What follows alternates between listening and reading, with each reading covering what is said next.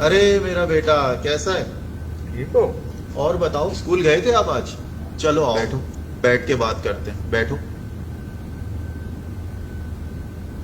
बाबा आप काम पर मत जाया कर रहे, आप सारा दिन मेरे पास रहा करें, हम दोनों साथ में मिलकर खेला करेंगे। अम्मी मेरे साथ नहीं खेलती, वो सारा दिन काम में लगी रहती है। बेटा अगर मैं काम पे नहीं जाऊंगा तो पैसे कैसे मिलेंगे, और अगर पैसे नहीं मिलेंगे तो मैं आपके लिए अच्छी अच्छी चीजें और प्यारे प्यारे खिलौने कहाँ से लाऊंगा।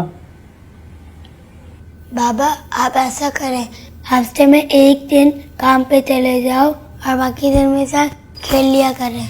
बेटा अगर हफ्ते में एक दिन मैं काम पे जाऊंगा तो वो मुझे निकाल देंगे, वो मुझे रोज काम पे बुलाते हैं और मैं रोज काम पे जाता हूँ। अगर आप भी देखो रोजाना स्कूल नहीं जाओगे, हफ्ते में एक दिन जाओगे तो वो भी आपको निकाल देंगे ना।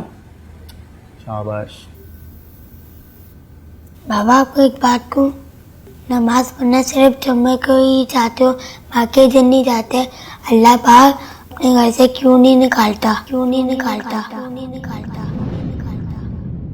दीदार हक दिखाएगी ऐ भाइयों नमाज, दीदार हक दिखाएगी ऐ भाइयों नमाज।